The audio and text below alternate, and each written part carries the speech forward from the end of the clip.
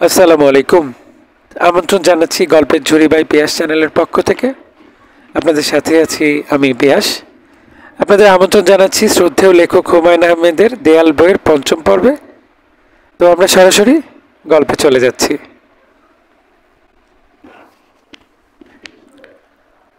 দাদাজানের সঙ্গে আমার তেমন কথা হতো না। তিনি সারাক্ষণ ট্রানজিস্টারে খবর শুনতেন। মাঝে মাঝে 3 মাইল দূরে হামিদ কুতুবী নামে এক পীর সাহেবের বাড়িতে যেতেন। তিনি এই পীরের মুরিদ হয়েছিলেন। যখন ট্রানজিস্টার শুনতেন না তখন পীর সাহেবের দেওয়া দোয়া জপ করতেন। দাদাজান আতঙ্কগ্রস্ত ছিলেন। প্রতিদিনই তার আতঙ্ক বাড়ছিল। রাতে তিনি ঠিক ঘুমোতে পারতেন না। সারা রাত বারান্দায় বেতের চেয়ারে বসে থাকতেন। ভবিষ্যৎ জানার জন্য তিনি এক রাতে ইস্তেখারা করলেন। ইস্তেখারায় দেখলেন একটা প্রকাণ্ড ধবধবে সাদা পাখি, যার চোখ টকটকে লাল, সে আকাশ থেকে নেমে আমার চুল কামড়ে ধরে আকাশে উঠে গেছে। আমি চিৎকার করছি, বাঁচাও বাঁচাও, দাদাজান আমাকে বাঁচাও। দাদাজান আমাকে বাঁচানোর জন্য হেলিকপ্টারে করে উঠে গেলেন। সেই হেলিকপ্টারে আবার চালাচ্ছে এক পাকিস্তানি পাইলট। হেলিকপ্টার চালাবার ফাঁকে ফাঁকে সে পিস্তল দিয়ে পাখিটাকে গুলি করছে, কিন্তু কোনো গুলি পাখির গায়ে লাগছে না, লাগছে অবন্তীর গায়ে। দাদাজানের পীর হামিদ কুতুবী স্বপ্নে তাবির করলেন। কি তাবির তা দাদাজান আমাকে বললেন না, তবে তিনি আরও অস্থির হয়ে পড়লেন। চারদিক থেকে তখন ভয়ঙ্কর সব খবর আসতে শুরু করেছে। মিলিটারিরা গানবোট নিয়ে আসছে, বাড়িঘর জ্বালিয়ে দিচ্ছে, নির্বিচারে মানুষ মারছে, অল্প বয়সী মেয়েদের উঠিয়ে নিয়ে যাচ্ছে, এইসব। একসময় আমাদের অঞ্চলে মিলিটারি চলে এলো। খাতিমনগরে মিলিটারির গানবোট ভিড়ল। দাদাজানের বাড়ি থেকে খাতিমনগর বাজার 2 মাইল দূরে। খবর শোনা মাত্র দাদাজান আমাকে নিয়ে তার পীর সাহেবের হুজুরখানায় উপস্থিত হলেন। বিশাল এলাকা জুড়ে পীর সাহেবের হুজুরখানা, চারদিকে দেয়াল, দেয়ালের ওপর কাঁটাতার, দুর্গের মতো ব্যাপার। হুজুরখানার ভেতরে 2টি মাদ্রাসা আছে, একটি ছেলেদের একটি মেয়েদের।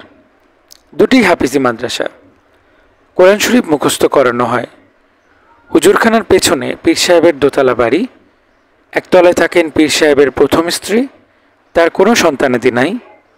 দোতলায় থাকেন পীর সাহেবের দ্বিতীয় স্ত্রী, তার নাম জুলেখা। এই স্ত্রীর গর্ভে একটি সন্তান আছে, তার নাম জাহাঙ্গীর। তিনি কোরআনের হাফেজ, রূপবান এক যুবক, নর্ম এবং ভদ্র। মেয়েদের মতো চোখ গাঢ় করে কাজল দেন। তার সঙ্গে বেশ কয়েকবার আমার দেখা হয়েছে। তিনি কখনো মাথা তুলে তাকাননি।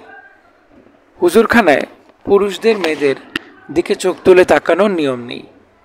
আমি পীর সাহেবের সামনে বসে আছি, আমার পাশে দাদাজান। পীর সাহেব নামাজের ভঙ্গিতে বসেছেন। তার বয়স অনেক, তবে তিনি শারীরিকভাবে মোটেই অশক্ত না। পীর সাহেবের ডান হাতে তসবি, তসবির দানাগুলি নীল রঙের, অনেক বড় বড়। তিনি এক মনে তসবি টেনে যাচ্ছেন। ঘরে আরও কয়েকজন ছিল, তাদের হাতেও তসবি। পীর সাহেবের নির্দেশে তারা বেরিয়ে গেল। একজন এসে ফরাসি হুক্কা দিয়ে গেল।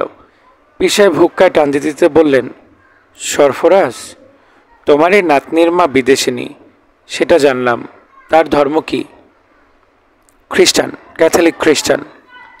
পীর সাহেব বললেন, মুসলমানের ছেলে খ্রিস্টান বিবাহ করতে পারে? নবীজি মরিয়ম নামের এক খ্রিস্টান কন্যাকে বিবাহ করেছিলেন। তার গর্ভে এক পুত্র সন্তান হয়েছিল। সন্তানের নাম ইব্রাহিম। এখন আমার প্রশ্ন, তোমার পুত্রের সঙ্গে খ্রিস্টান মেয়ের বিবাহ কি ইসলাম ধর্মমতে হয়েছে? জি হুজুর।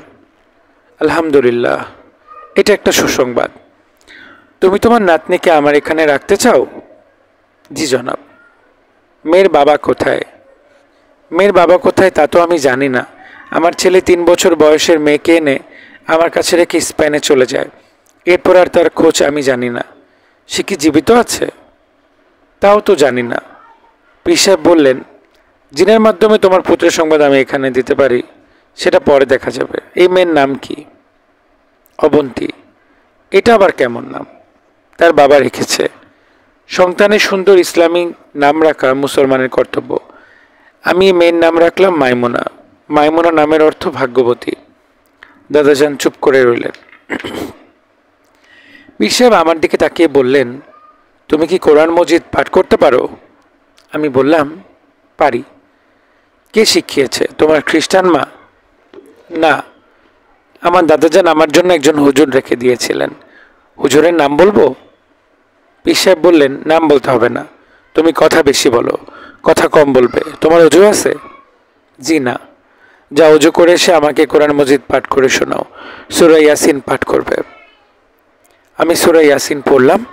পীর সাহেব বললেন, পাঠ ঠিক আছে, শুকুর আলহামদুলিল্লাহ। সরফরাজ, তোমার নাতনি মাইমুনাকে আমি জুলেখার হাতে হাওলা করে দিব, সে নিরাপদে থাকবে। তবে তাকে কঠিন পর্দার ভেতর থাকতে হবে, আমার এখানে তাই নিয়ম। দাদাজান বললেন, আপনি যেভাবে বলবেন সেভাবেই সে থাকবে। পীর সাহেবের কাছে থাকার সময় খবর পেলাম দাদাজানের বাড়িতে মিলিটারি এসে উঠেছে। মিলিটারি ক্যাপ্টেন ঘাঁটি হিসেবে বাড়ি পছন্দ করেছেন। তাদের নিরাপত্তার জন্য বাড়ির চারদিকে সব গাছপালা কাটার নির্দেশ দেওয়া হয়েছে। ধীরেন কাকা ও তার স্ত্রীকে যে মিলিটারিরা গুলি করে মেরে ফেলেছে, এই খবর তখনও আসেনি। দাদাজান আমাকে রেখে চলে গেলেন।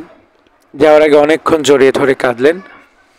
আমার হাতে 100 টাকার নোটে 2000 টাকা দিলেন এবং আমাকে অবাক করে দিয়ে বললেন, আমার ব্যক্তিগত পিস্তলটা তোকে দিয়ে যাচ্ছি, ভালো করে দেখে নে, 12 রাউন্ড গুলি ভরা আছে।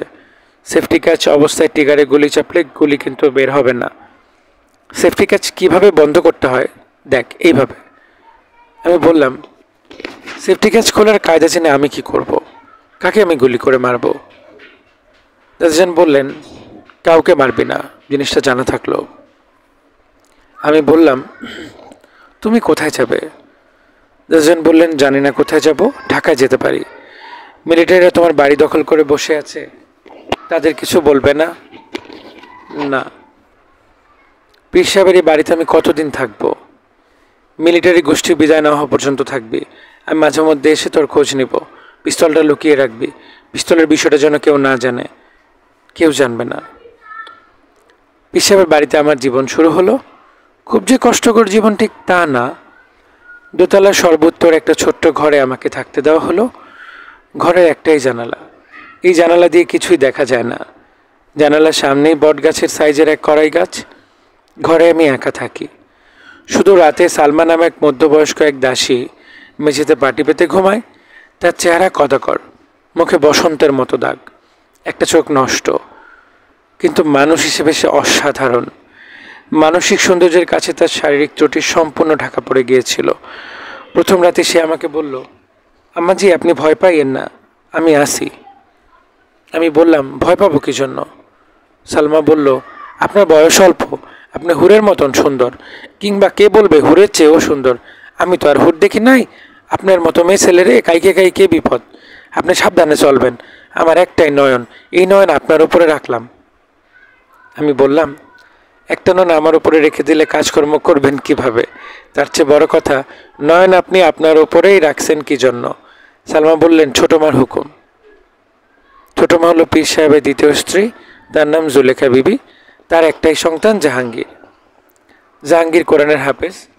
জুলেখা বিবি আরামে ও আলস্যে সময় কাটান। বেশিরভাগ সময় চুল এলিয়ে উবু হয়ে বসে থাকেন। তখন তার গায়ের কাপড় ঠিক থাকে না। এ নিয়ে তার কোনো মাথা ব্যথাও দেখা যায় না। মনে হয় তিনি তার সুন্দর শরীর দেখাতে পছন্দ করেন। তার মতো রূপবতী মেয়ে আমি কম দেখেছি। প্রায় নগ্ন এই মহিলাকে একজন দাসী তার চুলে বিলি করে দেয়, চুলে রকুন বাছে, সপ্তাহে 2 দিন বাটা মেহেন্দি মাথায় দিয়ে দেয়। আরেকজন দাসী তার পায়ের পাতায় তেল ঘষে। এই দাসীরই তার কাজা নামাজ আদায় করে। রোজার সময় তার হয়ে রোজাও রাখে। তিনি নামাজ রোজা কিছুই করেন না। এই অদ্ভুত মহিলার উপর প্রতি অমাবস্যা রাতে কিসের যেন আসর হয়। তখন তিনি যন্ত্রের মতো গো গো শব্দ করতে থাকেন। তার মুখ দিয়ে লালা পড়ে। তিনি পুরুষের গলায় আবার কথাও বলেন। শরীর গরম হয়েছে, শরীরে পানি দে, বরফ পানি দে। তখন তার গায়ে বালতি বালতি বরফ পানি ঢালা হয়। অমাবস্যা উপলক্ষে করেই বরফ কল থেকে চাক চাক বরফ কেনা হয়। আসরগ্রস্ত অবস্থায় তার 3 দাসী ছাড়া অন্য কেউ সামনে যায় না। পীর বাড়িতে আমার জীবনযাত্রা বলি। সূর্যটার আগে সালমা আমাকে ডেকে তোলে, আমাকে ঘাটে নিয়ে যায় গোসল করার জন্য। ঠান্ডায় গোসলের এই কাজটা খুব কষ্টকর। পুকুর ভর্তি বালি মাছ। গোসলের সময় মাছ সারাক্ষণ গায়ে ছোকটায়, বিশ্রী লাগে। ফজরের আজানের পরপর নামাজের জন্য দাঁড়াতে হয়। ইমামতি করেন পীর সাহেব। মেয়েদের ও 12 বছরের নিচের বালকদের আলাদা নামাজের ব্যবস্থা।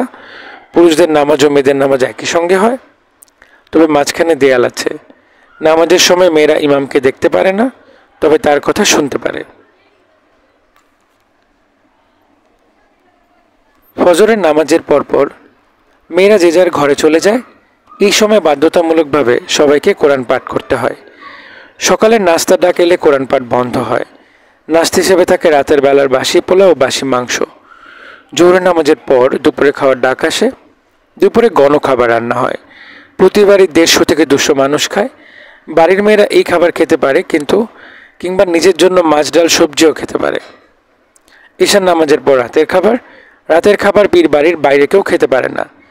জিনেরা রাতের খাবারে অংশগ্রহণ করে বলে রাতের সময় পোলাও মাংস থাকে, গরুর মাংস না, খাসি কিংবা মুরগি। জিনেরা নাকি গোমাংস পছন্দ করেন না। আমি সালমাকে বললাম, জিনেরা রাত্রে খেতে আসে?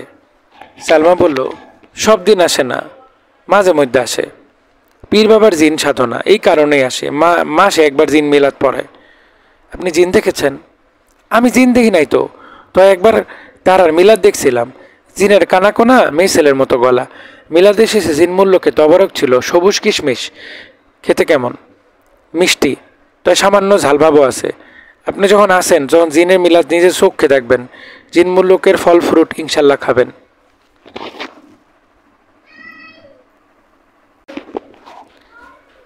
পীর বাবার সঙ্গে এক সন্ধ্যাবেলা মিলিটারি ক্যাপ্টেন দেখা করতে এলেন। তার নাম শামস আরমান, সবাই ডাকতো ক্যাপ্টেন শামস। জিনের মিলাদ দেখার জন্য আন্তরিক আগ্রহ প্রকাশ করলেন। পীর বাবা ক্যাপ্টেন শামসকে আগ্রহ দেখে বিশেষ ব্যবস্থায় জিনের মিলাদের আয়োজন করলেন। ক্যাপ্টেন সাহেবের আগমন উপলক্ষে বিশেষ খাবারের আয়োজন করলো। 2টি খাসি জবে হলো, খাসি রেজালা, মুরগির রোস্ট এবং পোলাও। ক্যাপ্টেন সাহেবের উপস্থিতির কারণে জিনের মিলাদের বাড়ির মেয়েরা উপস্থিত থাকতে পারল না। ক্যাপ্টেন সাহেব জিনের মিলাদ দেখে হতভম্ব হয়ে গেলেন। এরপর থেকে তিনি প্রায় পীর বাবার হুজুরখানায় আসতে শুরু করলেন। ক্যাপ্টেন সাহেবের আগ্রহে পীর বাবার খাতিমনগরে শান্তি কমিটির চেয়ারম্যান হয়ে গেলেন। হুজুরখানার সবাই খুব খুশি। পাকিস্তানের সেবা করার সুযোগ পাওয়া গেল। এই প্রথম হুজুরখানার মূল গেটে পাকিস্তানের পতাকা উঠতে লাগলো। পতাকাটা অদ্ভুত। পতাকার মাথায় কায়েদে আজম মোহাম্মদ আলী জিন্নার বাতি করা ছবি, তার নিচে পতাকা। সারা দেশে তখন ভয়ঙ্কর অবস্থা চলছে। দেশের মানুষ জীবন বাঁচানোর জন্য পালিয়ে ইন্ডিয়া চলে যাচ্ছে। মিলিটারিরা নির্বিচারে মানুষ মারছে, মেয়েদের ধরে নিয়ে যাচ্ছে, আর আমরা আছি পরম সুখে। পীর বাবার হুজুরখানার সমস্ত ঝামেলা থেকে মুক্ত। এখানে প্রতি জুম্মাবারে পাকিস্তানের জন্য দোয়া করা হয়, মিলাদ হয়। একবার খবর পাওয়া গেল জিনেরা বাগদাদে বড় পীর সাহেবের মাজারে মিলাদ করছে। তারা জানিয়েছে বাংলাদেশ কখনো আর স্বাধীন হবে না, দুষ্কৃতিকারীরা সবাই মারা পড়বে। জিনেরা নাকি মানুষের চেয়ে কিছু কিছু বিষয় খুব বেশি উন্নত, তারা ভবিষ্যতও দেখতে পারে। জুন মাসের 8 তারিখে দুপুরে পীর বাবা আমাকে ডেকে পাঠালেন। তার মুখ অস্বাভাবিক গম্ভীর। হুজুরখানায় তিনি ছাড়া আর কেউ নাই। তার এক হাতে তসবি, অন্য হাতে হুক্কার নল। পীর বাবা বললেন, তোমার সঙ্গে কি কখনো পাকিস্তানি মিলিটারি ক্যাপ্টেন শামসের দেখা হয়েছে? আমি বললাম, না। পীর বাবা বিরক্ত গলায় বললেন, ভাবনা চিন্তা করে জবাব দাও। তিনি অবশ্যই তোমাকে দেখেছেন। তুমি আমবাগানে আম কুড়াতে গিয়েছিলে? তোমার সঙ্গে আরেকজন ছিল? জি জি জি, সালমা ছিল। আমরা গেটের পেছন দিয়ে বাগানে গিয়েছিলাম। বোরকা ছিল না? জি না। ক্যাপ্টেন শামস তোমাকে দেখেছেন এবং আমার কাছে বিবাহের পয়গাম পাঠিয়েছেন। তুমি দেশের অবস্থা জানো না? দেশে যে অবস্থা, তাতে পাকিস্তানি মিলিটারির প্রস্তাব অগ্রাহ্য করা কি অসম্ভব? আমি চুপ করে বসে আছি। পীরবাবু চুপ করে আছেন, তামাক টেনে যাচ্ছেন। একসময় তিনি নীরবতা ভঙ্গ করে ছোট্ট নিঃশ্বাস ফেলে বললেন, আমি ক্যাপ্টেন সাহেবকে বলেছি এই মেয়েটি আমার ছেলে জাহাঙ্গীরের সঙ্গে বিবাহ হয়েছে। মিথ্যা কথা বলেছি। মহাবিপদে জীবন রক্ষার জন্য মিথ্যা বলা যায় যাচ্ছে। তোমাকে যে কোথাও পাঠাবো সে উপায়ও নাই। তোমার পিতা কোথায় আছেন আমি তাও জানি না। এমন অবস্থায় জাহাঙ্গীরের সঙ্গে তোমার বিবাহ দেওয়া ছাড়া আমার আর কোনো উপায় নেই। আগামী শুক্রবার বাদ জুম্মা তোমার বিবাহ। এখন সামনে থেকে যাও। একটা কথা সবসময় মনে রাখবা, যা ঘটে আল্লাহ পাকের হুকুমেই ঘটে। তার হুকুমের বাইরে যাওয়ার আমাদের কোনো উপায় নাই। জাহাঙ্গীরের সঙ্গে তোমার বিবাহ আল্লাহর হুকুমেই হবে, আমার হুকুমে না। আমাকে ঘরে তালাবদ্ধ করে রাখা হলো। শুক্রবারে বাদ জুম্মা 10,001 টাকা কাবিনে আমার বিয়ে হয়ে গেল। এতদিন জানতাম মেয়ে 3বার কবুল না বলা পর্যন্ত কবুল হয় না। সেদিন জানলাম লজ্জাবশত যেসব নারী কবুল বলতে চায় না, তারা রিহালের উপর রাখা কোরআন শরীফে 3বার স্পর্শ করলেই কবুল হয়। আমার হাত ধরে জোর করে 3বার কোরআন শরীফ ছুঁয়ে দেওয়া হলো। বিয়ের অনুষ্ঠান শেষ হতে হতে মাগরিবের নামাজের সময় হয়ে গেল। আর তখন শুরু হলো নানান ঝামেলা। একদল মুক্তিযোদ্ধা হুজুরখানা লক্ষ্য করে এলোপাথারি গুলি করা শুরু করলো। মুক্তিযোদ্ধা নামে একটা দল যে তৈরি হয়েছে, তারা যে যুদ্ধ শুরু করেছে, এই বিষয়ে আমি কিছুই জানতাম না। মুক্তিযোদ্ধারা কিছুক্ষণ গুলি করে চলে গেল। তাদের গুলিতে কারো কিছু হলো না, শুধু ইরাজ মিয়া নামের একজনের হাতের কবজি উড়ে গেল। সে বিকট চিৎকার শুরু করলো, আম্মাজি আমারে বাঁচান, আম্মাজি আমারে বাঁচান। মুক্তিযোদ্ধাদের ভয়ে কেউ তাকে হাসপাতালে বা ডাক্তারের কাছে নিয়ে গেল না। ক্যাপ্টেন শামস চিপে করে দলবল নিয়ে এলেন। মিলিটারির আকাশের দিকে ঝাঁকাঝাঁকি গুলি ছুড়ে চলে গেল। সে রাতে অমাবস্যা ছাড়াই জুলেখা বিবির ওপর জিনের আছর হলো। আজকের আছর অন্য দিনের চেয়ে ভয়াবহ। তিনি পুরুষের গলায় চেঁচাতে লাগলেন, শৈল্লা জৈল্লা যায়, বরফ পানি দে, আমার তোরা বরফ পানি দে। ঘরে বরফ নেই। দাসীরা তার গায়ে কুলছি কুলছি পানি ঢালতে লাগলো। তাতে তার জ্বলনি কমল না। একতলার একটা বড় ঘরের পালঙ্কের ওপর আমি বসে আছি। স্বামীর জন্য অপেক্ষা। এই ঘরেই বাসর ঘর হবে। ঘরে আগরবাতি জ্বালানো হয়েছে। বাসরের আয়োজন বলতে জাস্ট এটুকুই। আমার স্বামী হাফেজ মোহাম্মদ জাহাঙ্গীর এলেন শেষ রাত্রে। তাকে বিব্রত ও ক্লান্ত দেখাচ্ছে। আগে তিনি যেমন আমার দিকে চোখ তুলে তাকাতেন না, এখনো তাকাচ্ছেন না। তিনি খাটে বসতে বসতে কয়েকবার হাই তুললেন। আমি সহজ ভঙ্গিতে বললাম, ইরাজ মিয়ার চিৎকার শোনা যাচ্ছে না, সে কি মারা গেছে? তিনি হ্যাঁ সূচক মাথা নেড়ে বললেন, সবই আল্লাহর ইচ্ছা, ওনার ইচ্ছা ছাড়া কিছুই হয় না। আমি বললাম, এখন আপনাকে একটা জিনিস দেখাবো, আপনি ভয় পাবেন না। ভয় কিছু নাই। এইটা দেখুন, এটা একটা পিস্তল। এখানে 12 রাউন্ড গুলি ভরা আছে। সেফটি ক্যাচ লাগানো বলে ট্রিগার টিপলে গুলি হবে না। এই দেখুন, আমি সেফটি ক্যাচ খুলে ফেললাম। এখন ট্রিগার টিপলেই গুলি হবে। তিনি এতটাই হতভম্ব হলেন যে তার ঠোঁট নড়ল, কিন্তু কোনো শব্দ বের হলো না। আমি বললাম, এখন যদি আমি গুলি করি তাহলে প্রচণ্ড শব্দ হবে, কিন্তু কেউ এখানে আসবে না। সবাই ভাববে মুক্তিবাহিনী আবার আক্রমণ করেছে। তুমি গুলি করবে? আমি বললাম, ভোর হতে বেশি বাকি নেই। আপনি আমাকে যদি লুকিয়ে স্টেশনে নিয়ে ঢাকা ট্রেনে তুলে দেন তাহলে গুলি করব না। যদি রাজি না হন অবশ্যই গুলি করব। এতে মন খারাপ করবেন না, যা করবে আল্লাহর ইচ্ছাই করবে। আর আপনি যদি আমাকে পালিয়ে যেতে সাহায্য করেন, সেটাও করবেন আল্লাহর হুকুমেই। তিনি মূর্তির মতো বসে আছেন, তার দৃষ্টি আমার হাতে ধরে রাখা পিস্তলের দিকে। তিনি খুবই ঘামছেন, মাঝে মাঝে হাত দিয়ে কপালের ঘাম মুছছেন। ফজরের আজান হলো।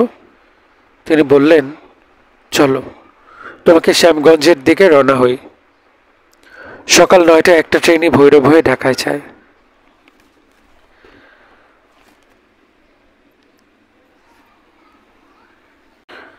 শেষ করছি দেয়াল বইয়ের 5ম পর্ব।